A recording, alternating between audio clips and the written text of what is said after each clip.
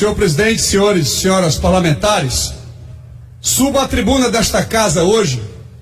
para tratar de um assunto diferente do que venho tratando reiteradas vezes, que é a reforma da Previdência. Aliás, acabei de esclarecer um ponto que estava em dúvida, até mesmo na categoria dos policiais rodoviários federais, da Polícia Federal, da Polícia Civil, dos socioeducativos, enfim, dos agentes penitenciários. Mas hoje venho aqui à tribuna para falar do seguinte ponto. O governo federal desonera 354 bilhões de reais por ano. São 280 bilhões de gasto tributário e são 74 bilhões de subsídio creditício e financeiro. Portanto, são 354 bilhões de reais.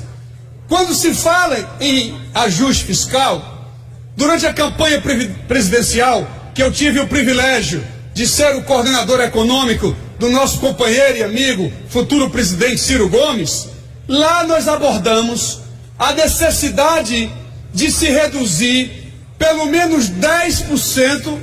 dos incentivos fiscais, ou seja, prover ao governo federal 35,4 bilhões de reais todo ano. Portanto, em 10 anos, isso significa, no mínimo, 350 bilhões de reais de receita.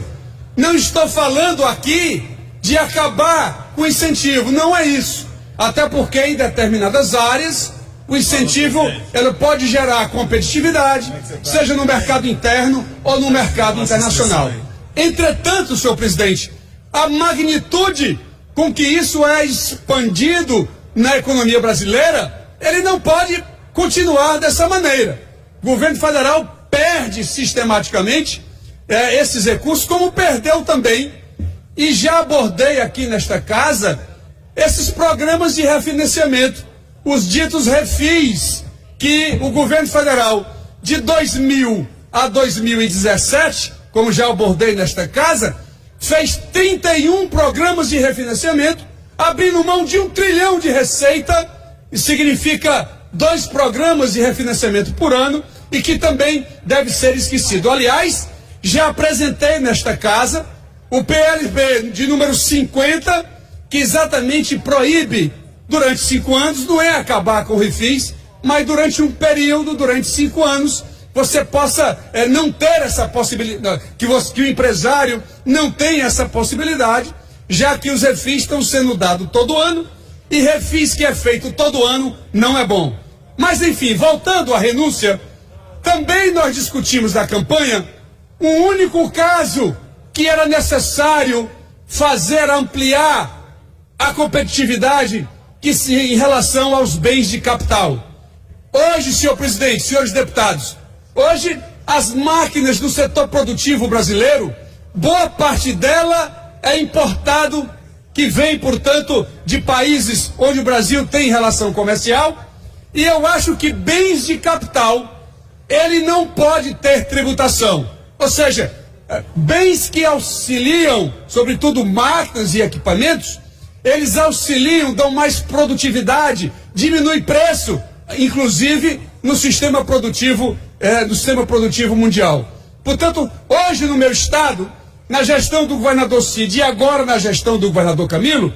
quando um empresário compra uma máquina de São Paulo, que São Paulo cobra os 7% do ICMS lá,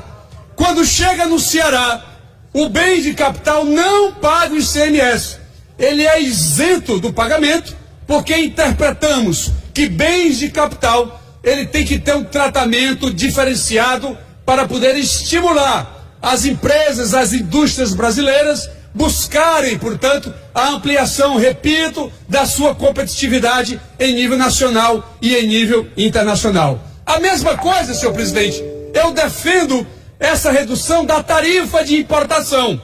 que hoje é da ordem entre 14% e 16%. Já conversei, inclusive, com técnicos do governo federal. E hoje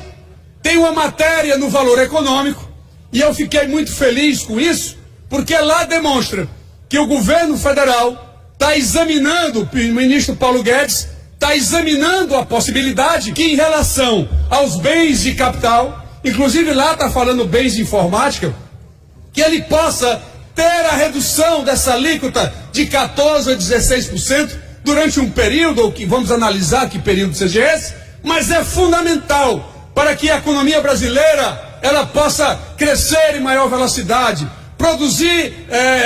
produtos que possam ser competitivos, tanto internamente como internacionalmente, com o aumento da produtividade que a economia brasileira precisa, e aumento de produtividade se dá não somente com o processo educacional mais moderno, mas também com bens de capital que sejam atualizados, sejam mais ágeis e mais inteligentes, possa o Brasil sair desse atoleiro que se encontra hoje, e na medida em que seu produto interno bruto ele não quer essa velocidade que precisamos.